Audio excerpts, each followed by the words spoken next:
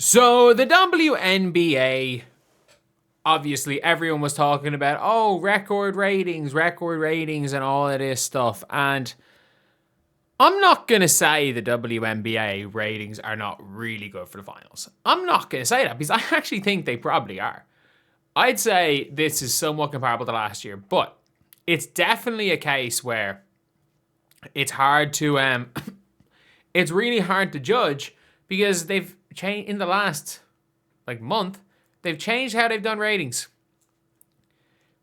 They've changed how they, calculate ratings.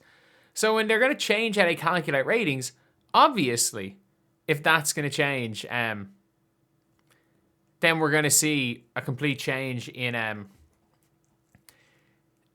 the numbers. So as you can see right here, this was a tweet from the Mike Allen Twitter account.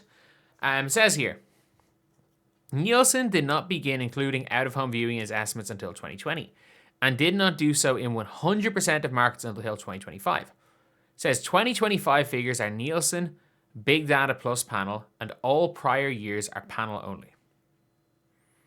So you've got Big Data Plus panel, everything prior to 2025. So as you can see, in 2020 to 2021, it had a big uptick. So I'd assume 2021, 2022 just had the out-of-home estimates. It was obviously doing okay when it was Minnesota Dynasty. Then it dipped big time in 2018. And being on ESPN News isn't ideal. But you can see right here from last year, the reality is probably based on last year's ratings. Whether you want to look at it as based on last year's ratings, it's probably about 1.2, 1.3. Or if you want to look at it based on this year's ratings, and bringing up last year's ones, then last year's game one of the finals is probably more so closer to 1.7, 1.8 in these new ratings. And a lot of people are like, the WNBA, whatever, they don't need Caitlin Clark. But I'm like, could you imagine if these were the numbers, by the way? If this was how they took into account ratings with Caitlin Clark. Considering the fact that Caitlin Clark games were the sporting event. The summer of 24, the WNBA, I can't lie, was probably the sport. It was the sport. Just in general. If you looked at First Take and everything, it was the sport. It seemed like the sport that everyone was talking about. Every day it was something about the WNBA. And now you very occasionally hear something on a sports show. But I would say last year's playoff numbers would be closer to 4 million. With this new way of forming viewership. And I think you can look at it two ways. You can always look at this two ways. And you can look at it in a way that the WNBA is on a growth trajectory. Not this exponential growth trajectory that we've been seeing in general for the league, but a slow and steady growth, but with exponential growth with one player. Or you can be one of those people that's it doesn't really, the league's nothing without Caitlin Clark. And it's I think it's very clear that two things are correct. Even with the new ratings, even with the new way of calculating how ratings are done, you're still not seeing, anything even comparable to Caitlin Clark games. You're not even seeing comparable ratings, not even the same, even comparable. Caitlin Clark games are peaking at 3 million viewers in round one of the playoffs. The All-Star game was Caitlin versus USA. That was the real reason why people watched that game, was Caitlin versus USA. And it had 4 million people.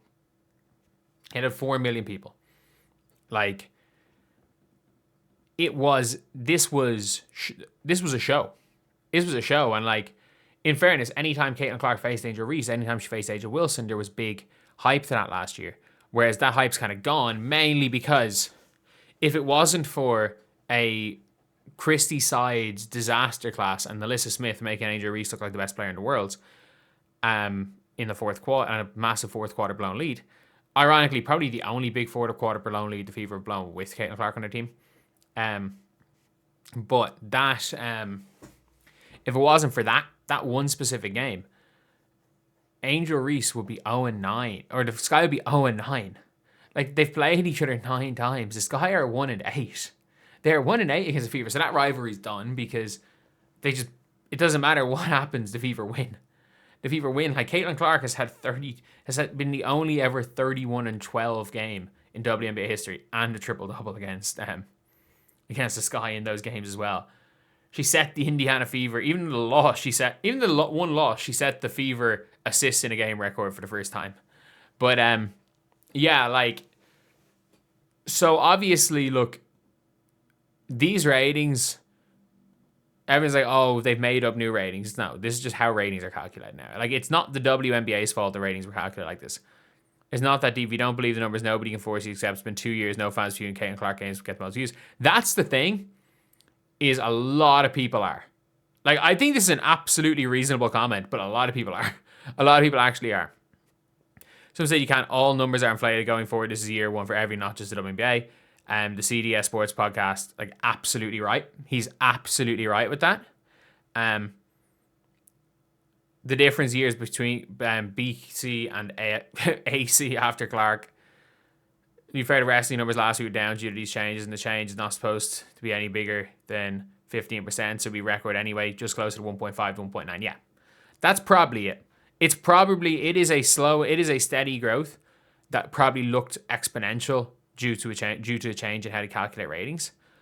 But at the end of the day, it's not a bad thing. It's not showing that the league's not growing. Maybe it's showing the league's not growing quite as fast as they wanted to seem, but it's still growing. It is still it is very much still growing. And look, the league's going to be in a good spot for a long time. The league is genuinely going to be in a good spot for a long, long time because they've got a lot of more players coming through. College basketball is improving. All of these things.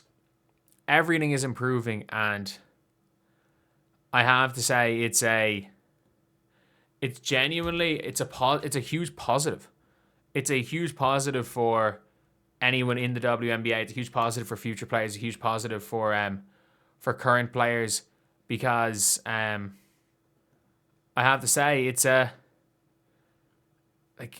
good that the sport's getting better, and I don't know why people are annoyed at that, because the sport getting better is objectively better for everything. It's better for fans. It's better for players. It's better for future players. It's better for people covering the sport. It's literally, it doesn't harm anyone, the sport getting better as a sport. So anyway, yeah, that's the video. See you guys.